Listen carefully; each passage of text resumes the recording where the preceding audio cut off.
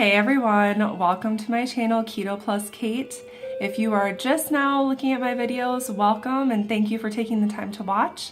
And of course, if you are someone that has been keeping up, I really appreciate that as well. This is just a quick update for you guys. I definitely have broken past the little tiny stall that I was having of 2 weeks with no weight loss. I know that's not technically what they consider a plateau or stall, but it was driving me insane. So between last week and this week, from the time I had that stall, I have lost 10 more pounds. This week was a 4-pound weight loss. So I am just so excited. It's amazing to be back into the 200-pound range. It's amazing to step on the scale and see that I am making progress toward my goals. I wanted to talk to you guys about some changes that have been made since I started keto and what I've learned and how that has been working for me. In the beginning, I wasn't tracking anything with my macros. I wasn't looking at my carbs. I wasn't really looking at my protein or my fat. But now I am keeping them logged on MyFitnessPal. And if you want to follow my journal, it's public. It's called Keto Kate. I'm doing that because of my group, my keto support group on Facebook. A lot of the people wanted some examples of what people eat per day and, what kind of meals they're having. So I went ahead and made that public and I've been keeping it updated.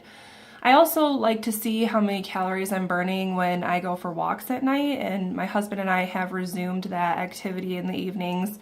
We go for about 1.5 to 2.5 miles every evening, but I have been sick, so we've kind of been taking it a little bit easier, not going as far.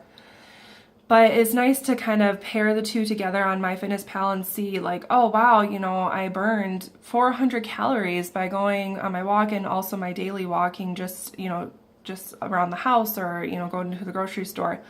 So that was really cool, and I think that that's been a nice positive change for me because now I know for sure every single day that I'm staying under my carbs, that I am, keeping track of my fats, not having too much or too little, because honestly, if anything, I'm using MyFitnessPal to make sure I'm eating enough.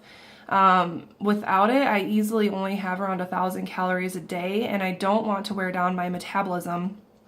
So I have been making sure that I stick to 1,500 calories per day. But when I work out and burn calories, it deducts, it kind of adds the calories back to my total. So a lot of the time I still end up with 1,000 calories left for the day, but that's just how MyFitnessPal works. So I don't think too much of it because I know what I'm actually consuming and how I'm doing. Also, I find myself really trying to go toward healthier foods and fats. At first, it was such a novelty with this diet to be able to eat whatever I wanted, and when it came to fattening meats, when it came to cheese, when it came to sauce, and I was just, on cloud 9 of all the fattening foods I could possibly consume. But now I'm realizing that, keto still has to be healthy. You still need to make some healthy choices. You still need to have your vegetables. You still need to make sure that you're trying to buy the grass-fed beef, and you're still trying to have the grass-fed butter and organic, and really trying to get in those omega fats because those are so good for you. So I've been putting a lot of focus into making sure that a few times a week I'm eating some wild-caught salmon.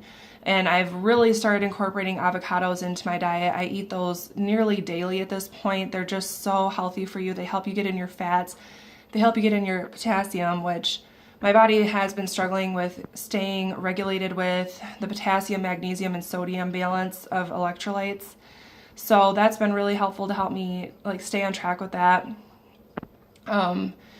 And I've also been making sure that it's not all bacon, fat, and butter that I cook with. I'm also incorporating coconut oil or avocado oil with my meats because those are a lot healthier, and coconut oil has the MCT.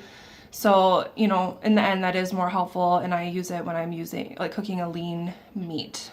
Another change is that I have really cut back on dairy and artificial sweeteners, and I'm not making any of the crazy recipes that I was trying to make. A lot of people do keto bread and all kinds of desserts. They try to make lots of different desserts, I noticed. I personally am just trying to keep it simple and I do find lots of recipes on Pinterest. It is so helpful for me to find recipes on there. And I have just been trying to keep them very simple with like a meat, a fat or fat within the meat, a vegetable, and calling it good once I feel full. Other than that, I don't know how many of you are on Facebook, but one of the other things I did was delete myself from all of the groups other than my own that I created. The reason for that was because literally when you ask a question, you get kind of bombarded with people. You get lots of conflicting opinions. You get lots of attitude, I've noticed. And for me, it was just a negative situation and a confusing situation. So if you are on Facebook and you're, trying to just figure out what to do and how to do it and get some help and support, I really think that you just need to be careful of what groups you immerse yourself in and what you listen to, because they all seem to say a lot of different things. Some are trying to sell you keto products. Some are trying to tell you that, things like protein don't matter, and, so many things, so much different information. Not that I'm trying to push my group or anything. I've just made sure that mine is a place of support and encouragement.